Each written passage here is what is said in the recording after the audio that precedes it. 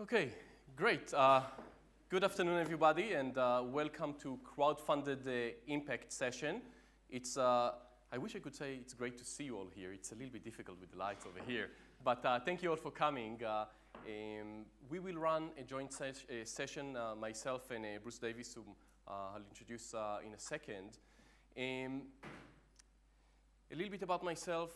My name is Gary Dushnitsky. I'm an associate professor at London Business School, as well as a senior fellow at the Mack Institute of Innovation at the Wharton School, my previous position, if you wish. And over the last 15, 20 years, I've been studying various topics or various themes around the shifting landscape of entrepreneurial finance. In 2014, it's very easy to think about crowdfunding as an important vehicle to fund new and innovative projects. I remember when I started 2008, 2009, we didn't even have the term yet. The Kaufman Foundation for Entrepreneurship was quite generous to sponsor the research. Nowadays, we all are very well familiar with the topic of crowdfunding. There is one question that I always had in the back of my mind, and I know Bruce will help us think about it today.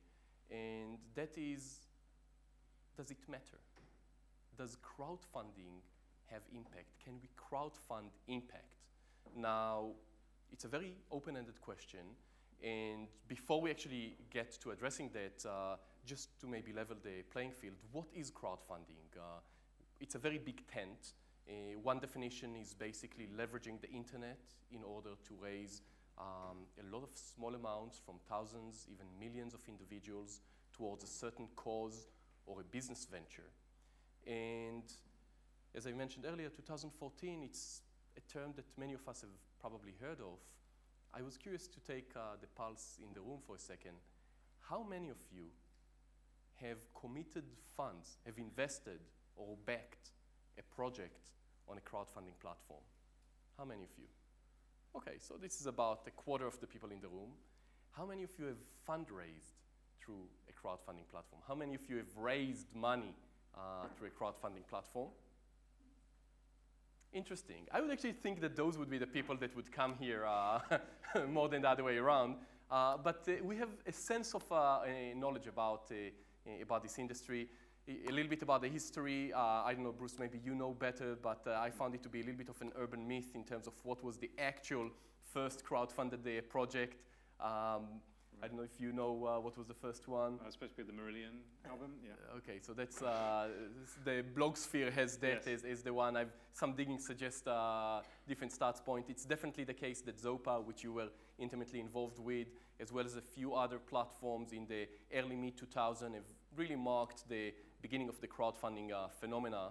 And it was, I suspect, the US Jobs Act, November 2011, basically directing both legislative, regulatory, as well as media attention into that space. And ever since then, we've seen an explosion, both of dollar amounts committed, as well as the number of platforms.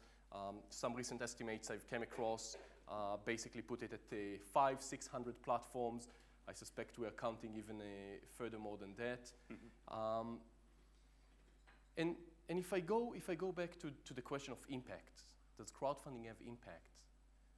One number that people like to throw around is the fact that Zopa, our UK-based peer-to-peer lending platform, facilitated over 550 million pounds of loans.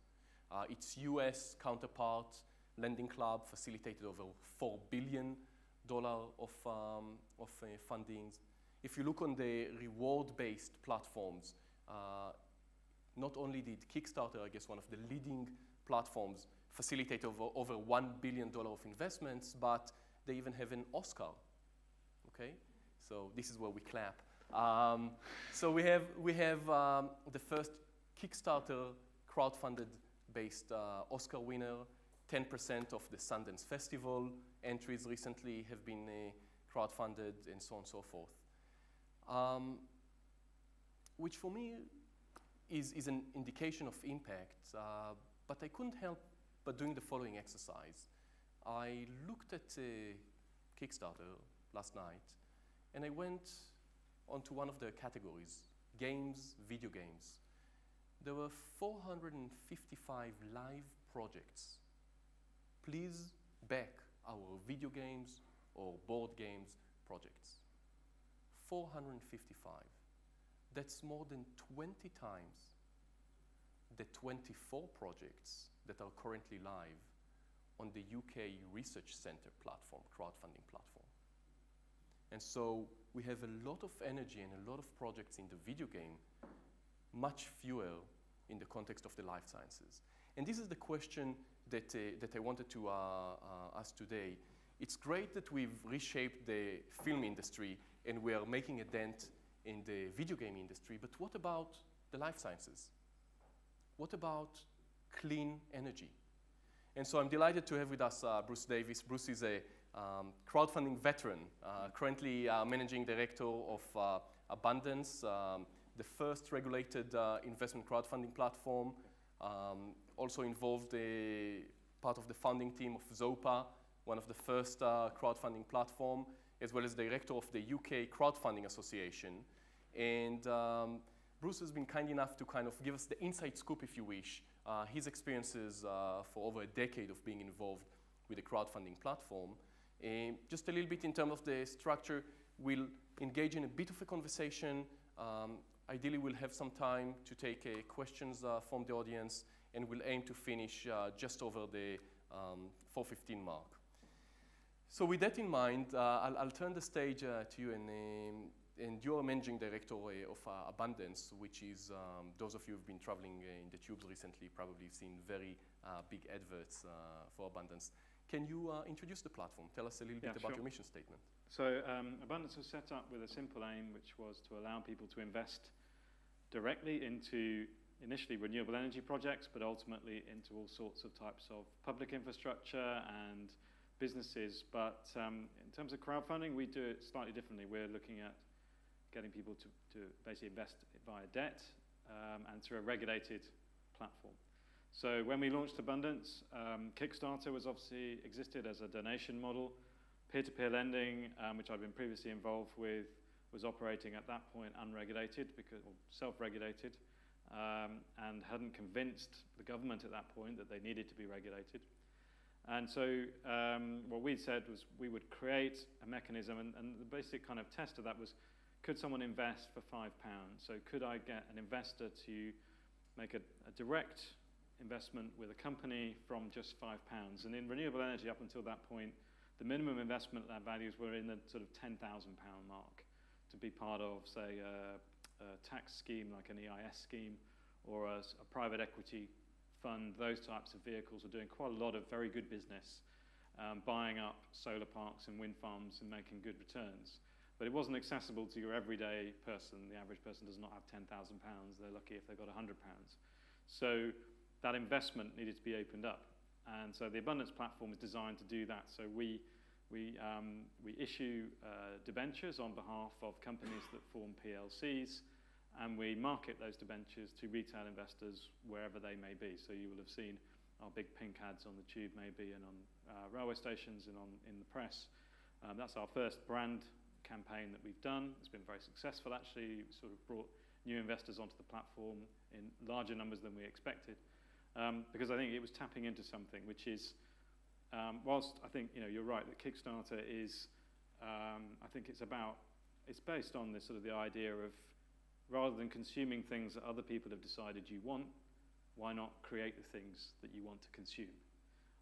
Whereas investment is about what sort of world do you want to create or produce?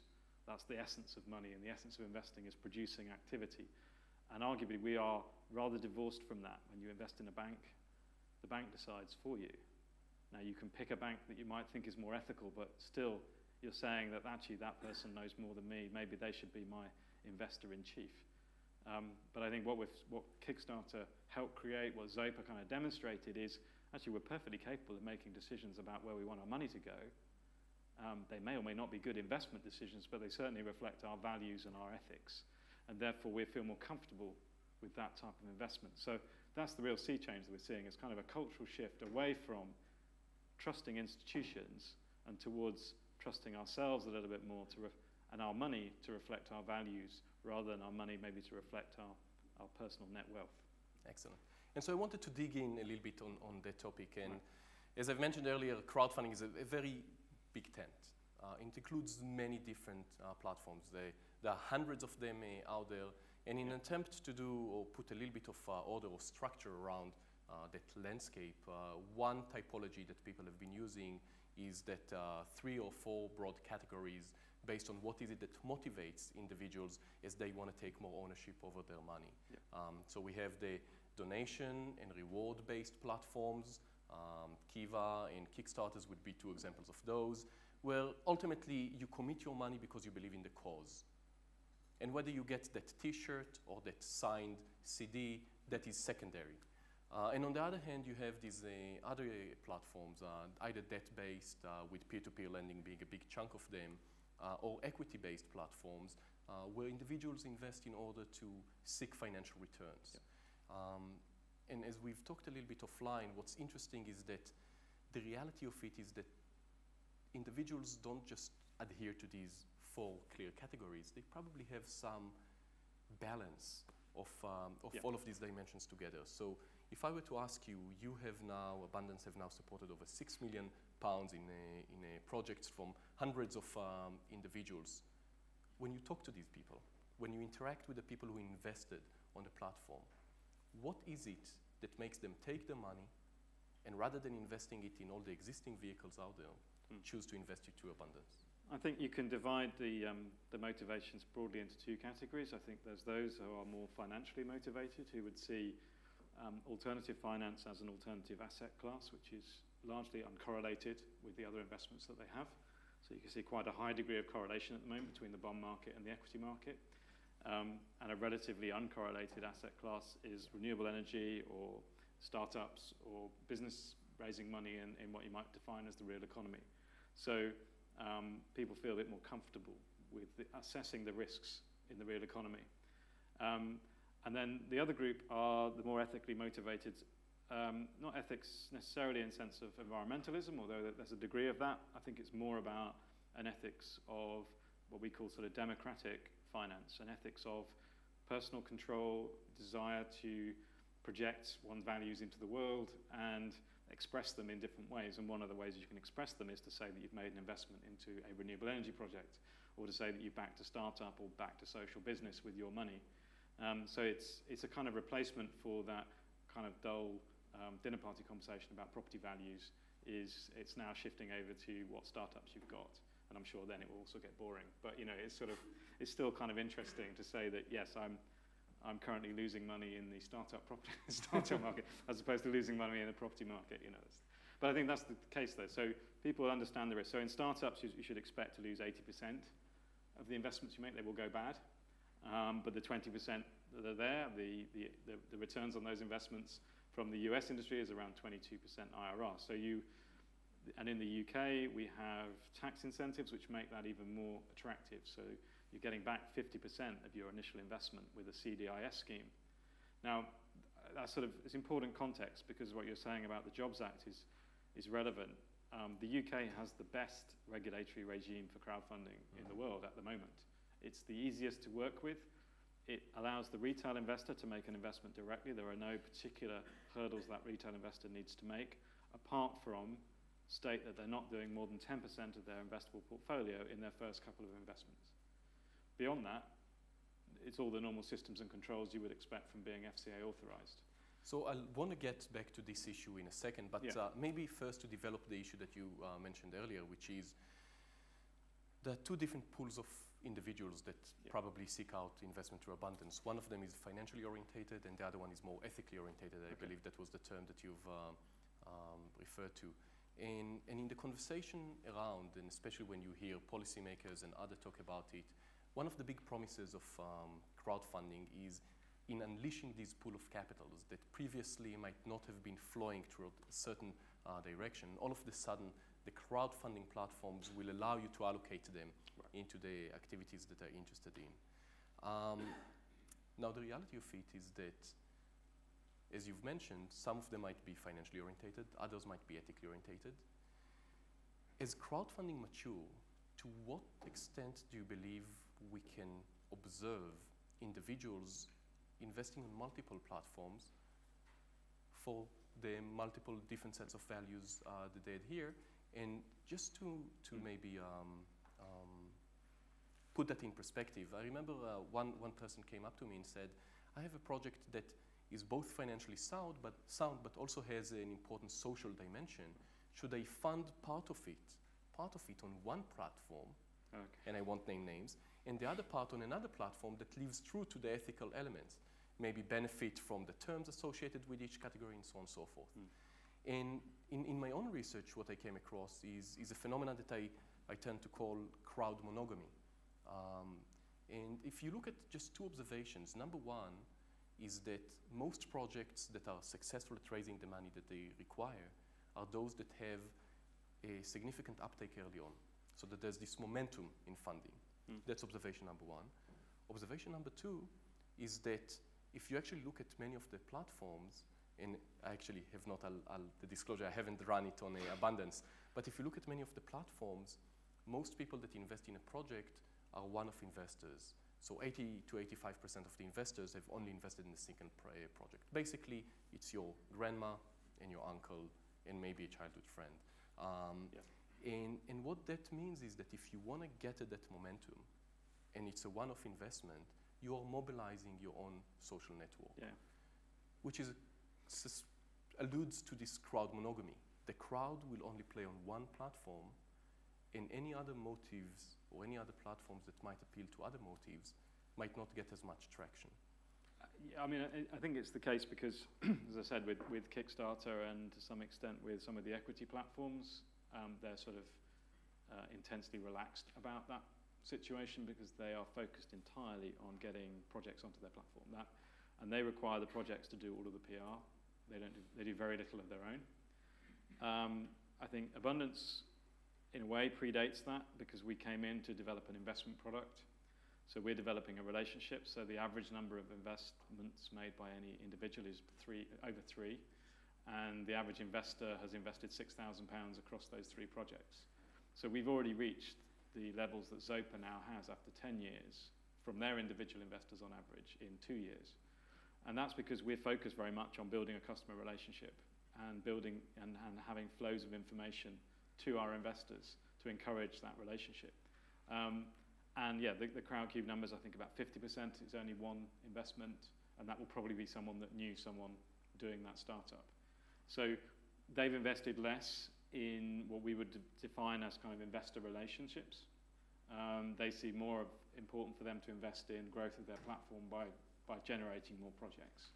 And I think it's just a bit of a battle of sustainability. Which is the more sustainable model? Is it? It's quite expensive building relationships with individuals. It's also quite expensive recruiting lots of things onto your platform. So one or other will win. But I think in terms of that cross-platform behavior, yeah, we definitely see investors coming across from Zopa to look at a different risk category. You also see different motivations depending on age. So the older investors are looking for income, so they're moving towards the debt-based platforms. The younger investors are interested in capital growth. They're moving towards the equity platforms, which sort of mirrors the high street that you have now anyway in financial services. So what will ultimately happen is we will have a high street. You've got probably 80 platforms that are really sort of operational in the UK. And I think within that, you've got a range of different assets, a range of different investments, from property through to startups, through to renewable energy, through to social businesses, through to existing businesses. And all of those offer different types of returns and risks. And people will make decisions. Now, some people will want 3 different types of risks. Others will just want one risk. And that's pretty much how it happens in sort of normal financial services. People tend to be either portfolio kind of people, or they tend to be, no, I like one thing. So they become a bit of a Zopa kind of fanatic, or they become a funding circle fanatic. And that's very much down to individual choice. So, but I think the core of it is, do you see yourself as an investment business? And interestingly, in our advertising, we did not use the word crowdfunding because we wanted to position ourselves as investments. It's all we're saying is crowdfunding is just direct investment. The thing we've changed is the mediation. We are mediating, but in a facilitative way, not in a kind of discretionary way over your money. And that's the difference. That's the fundamental kind of difference between us and a conventional institution. So that's the only choice we're asking people to make. If we then add crowdfunding in, we then have to explain what crowdfunding is. And we have, if I've got 45 minutes now, it's fine. But 30 seconds in an ad, you can't do it. So I've taken us into something that you've alluded to, which is there's actually a very wide set of considerations out there and a very wide set of ways of motivations and way of activating investors. And I think you've painted a picture where sometimes in the future, we are not there right now, but sometimes in the future we'll effectively have this virtual high street where you have platforms that live true to either your social, ethical, or financially orientated with either a growth or a payment logic to them. I want to shift gear for a second, just given the time that we have, and rather than talking about the investors and what drives them towards investment, a little bit to talk about the investees, the projects, and the platforms. Because some of the interesting stories that actually happens in the platforms and happen in the back offices.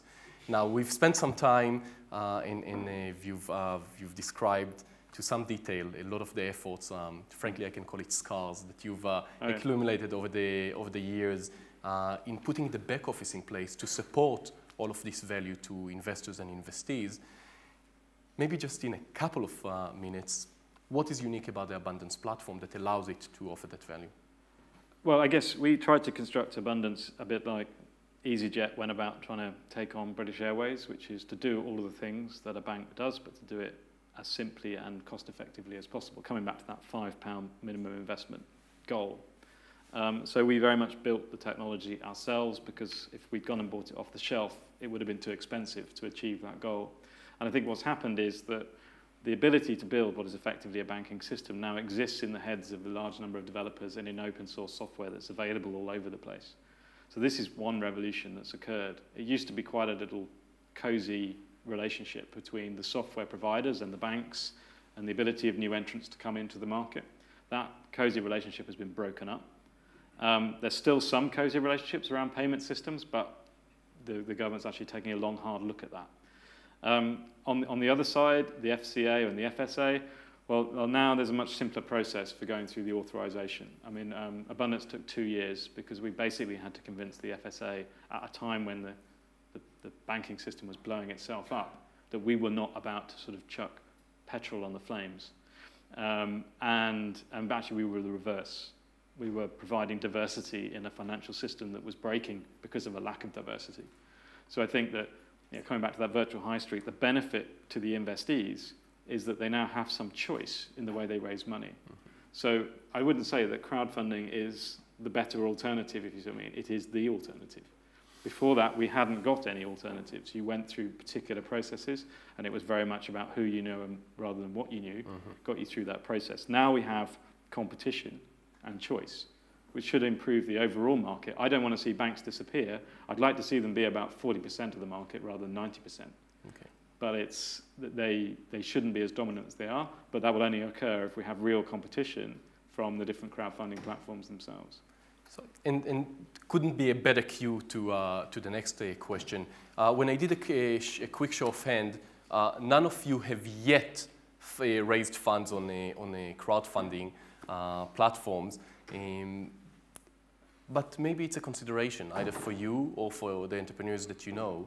And I used to be actually very positive about crowdfunding and advocate it to a lot of my students and people that I've known until about 18 months ago, when I came across an interview that Tony Fadell has given. And Tony Fadell, founder of Nest Lab, Think Smart Homes, or the Smart Thermostats, a company that he sold to Google for $3.2 billion recently. And when you look at the smart home space, there's actually quite a few ventures that are crowdfunded in that space. There's a lot to be said why that might be an attractive setting. And Tony was very adamant that one should not crowdfund their business. He said that there's a certain level of maturity, a certain level, you have to go through certain pains, if you wish, in order to build a robust business. Now, that's a viewpoint, and I don't necessarily want to confront you with that, but maybe going from the other way around, is you're sourcing projects for Abundance. And as you look at individuals who are considering crowdfunding as one of the many, as you've alluded to, one of the many alternatives that you have out there, what is it that drives them down the crowdfunding route? And maybe a quick follow-up for that, what parameters do they consider about which platform then to employ. Okay, so if you're looking at equity, I've heard that quite a lot. I hear it again, particularly from some people who've had good experiences with VCs, and those who haven't had good experiences from VCs tend to be very strong on crowdfunding. So there's a little bit of what experience he's had individually. So if you're taking on crowdfunding in terms of equity, you're bringing in a lot more investors than you would normally manage. Yeah. And one of the things that's core to the Abundance platform is we manage the investors on behalf of our issuers for 20 years. We're making 20-year investments into these projects. So what they buy from us is actually the hassle-free thing, which is that they get the debenture raised, they get the money, but then the management of the payments and the management of the secondary market and everything else is done through the Abundance platform, for which we charge a fee. In the equity world, there's two models. There's the nominee model, and then there's the sort of straight shareholder model. Now, in the straight shareholder model, you are fending for yourself as a small shareholder. You might well enforce a shareholder agreement if you can get it voted in. In the nominee model, there's already a shareholder agreement in place, and I think broadly that's Cedars is the nominee model, and Crowdcube doesn't follow that model. And I think that in the nominee model, you're dealing with what is effectively a fund of investors through an individual, through one person who sits on your board. Now, you might find that easier to do. That's like having a VC, really, only with a lot of investors sat behind it who all advocate for your business. Sure.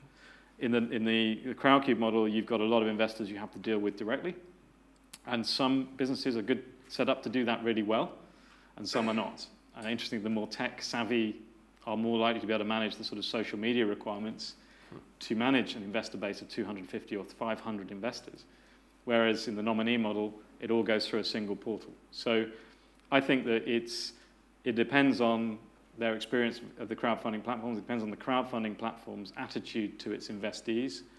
I mean, in our case, we want them to come back. So we've had two of our companies have done 2 raises, and they want to do a third and a fourth. So they're growing their business through crowdfunding. Whereas the equity guys, I don't think they've quite matured yet to the point where they might start looking at doing either an equity raise or, well, Crowdcube just started doing debt raises for existing businesses, but they haven't done that yet for an existing crowdfunded business. Yeah, so that'll be the interesting transition when you've got a crowdfunded business in equity that then goes and raises debt from the crowd, maybe through a different platform. And they'll do that on price and service. Okay, so we all charge different fees, we all have different structures, we all have stronger or weaker brands, and we all have stronger or weaker investor bases that will provide the money. And ultimately, people want to know they're going to get their money. And the one strength the VC has over crowdfunding is the VC can point to the cash normally. Whereas in crowdfunding, you're pointing to a group of investors who may or may not invest in your business, which is a risk. Because if you don't make the raise, you don't make the raise. It's not like we do half of it. Yeah. And it can be quite public if you... Yeah, but then it maybe is telling you something about your business. I have a few other questions in mind, but I wanted to see if there's any question, now that we've traveled the scope from the investors to the platforms to the investees, if there are any questions in the crowd, feel free to raise your hand. Gentleman in the back. If you can just introduce yourself. My name's David Arculus. I just wanted to ask you, and I'm afraid I came in late, so you may have answered this, but what's the actual sweet spot for crowdfunding in terms of stage of development, quantum, and number of investors? I mean, where does it really work best? Well, it's sort of defined because the way that the EIS and CDIS schemes work. So CDIS is up to £150,000, and that's the very generous, almost risk-free, basically almost risk-free money that you can put into a business. And then with EIS schemes, you've got a broader scale, and I think ultimately for the platforms, they're looking to raise between 250 and $1 million in those sort of raises. It's that sort of stage of business development they really want to be in. They tend to be in slightly smaller than that. In the Abundance model, we don't really start until $1 million because we're doing a different model. We're doing a full public offer, and there's a lot of costs involved with that. Setting up a PLC, issuing an offer document, and approving that. So we do between 1 and 4 million, and really our sweet spot is around 2.5 million. Above that, we pick up another level of regulation from the EU, Prospectus Directive, so above £4 million. And therefore, it makes sense to make a jump up to actually 10 million because I have to involve the FCA in the process of issuing my offer document. So there's sort of certain kind of kind of structures that we operate within. But I think if you look at equity crowdfunding, most of those raises are in the sort of 300,000 to the $500,000 mark, with a couple of big 2 million raises that have gone on. Quite often those have been the platforms themselves, interestingly. So Seedrs and Crowdcube raise money through their own platforms. Crowdcube did 2.5 million and Seedrs did 2 million, which is interesting, kind of doing their own work for them. But it's, whereas Abundance, we've decided not to use our own platform at this point and raised our money through angels. I don't know if you just want to talk to that, but some of the things that I've seen out there are also crowdfunding literally going hand in hand with some even institutional investors. Yep. So the institutional investors themselves bake in crowdfunding both for financial and other motivations. I don't know if you want to talk to that or have a couple of recent examples there. I think that most of the big raises, you would expect that there is some element of institutional or high net worth investor already in place. To your point about having 25% of it done day one, the well-organized crowdfunding campaigns do have the first 25% already raised before they go live. And generally that's the success factor. If you make to 25%, you'll probably make the 100. The ones that fail don't get beyond really 10%. I think also we're seeing institutional investors looking at the asset class as a whole. So there's a £200 million fund floated, Marshall Wace, that's looking at making investments across all peer-to-peer platforms that it can see. And really that's to get exposure to some new types of yield. So we're at an interesting phase. I think all the conferences I get invited to now, which tend to be over the other side of the Atlantic actually, have been about institutional investors wanting to kick the tires on crowdfunding to see whether or not they should be doing it. And my view is that the industry needs to be quite careful how we bring them in, because we're based on, and Abundance in particular, we're based on the idea of democratic finance. If there's any sense those institutions get an advantage by being institutions, that will undermine crowdfunding. And at the moment, I think that's been well managed, but it has to be kept an eye on. Any other questions from the audience? Yes, the gentleman over here in the front. Hi, Tim Collins from OpenReach. I'm interested to know, how do you see crowdfunding developing to take on some of the social benefits that banks used to offer? So, for example, I guess building societies were mutuals, therefore they had a social benefit. Those were then taken over by the banks, who then started lending, both in the forms of debt and equity, when perhaps they really shouldn't have done. So how do you see crowdfunding filling that gap?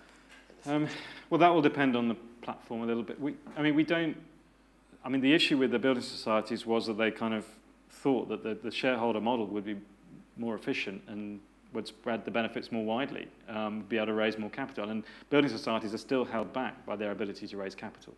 I think one of the reasons that pushed them over the edge was that the regulator was forcing them into very sort of niche areas to raise money.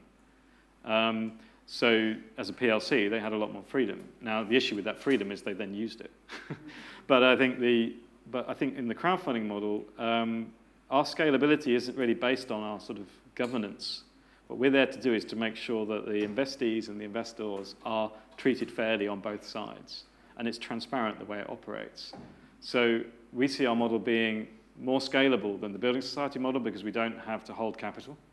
We hold runoff capital, but we don't need regulatory capital. And so that removes instantly some of the problems that are there. It's not our money. We don't act like it's our money. We don't have proprietary kind of investment rights. And so a lot of the regulation cost that goes around a bank is about stopping people doing bad things with your money. So we kind of see those two things moving out of the way, just will ideally free up capital flows again. The final bit will be that people feel that confidence that they can make investments again. Because I always say, Zopo is a 2,500-year new idea. It's been around since ancient Athens. That was the model. We didn't sort of we called it eBay for money just because we were marketing to American VCs who'd invested in eBay. It wasn't rocket science. If I just take a step at that, I think in linking it to the previous question, some of the interesting opportunities is actually in finding that sweet spot that allow you to address a certain funding gap, that motivations other than pure financial motivations mobilize the money towards these goals. At the end of the day, you'll be able to walk away and see that there's an ecosystem that was enabled by providing that missing piece. but that missing piece is being activated probably by a combination of the financial returns associated with it and other types of activations, such as potentially the ethical interest that you've seen. Building societies filled a gap. Banks were not lending to small-scale house builders, and they certainly weren't lending on social housing.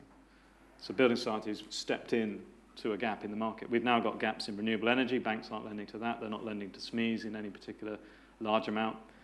So what we're seeing is there's a sort of demand pull for that type of lending and that type of equity investment, which banks themselves don't want to provide for all sorts of reasons, or can't. And I think also on the investor side, you're seeing a drive to want this greater control over how money is invested, which is also affecting other types of investing. You know, funds and pension funds are already reacting to this. They're perhaps further down the track than the banks, actually, looking at different types of fiduciary duty and actually reassessing their role as investors. So there's change going on. There's a kind of catalyst, if you like. That's exactly the case. We have time for one last question. The gentleman here on the... Yep. Ilya Lubinsky, SAP Consultancy.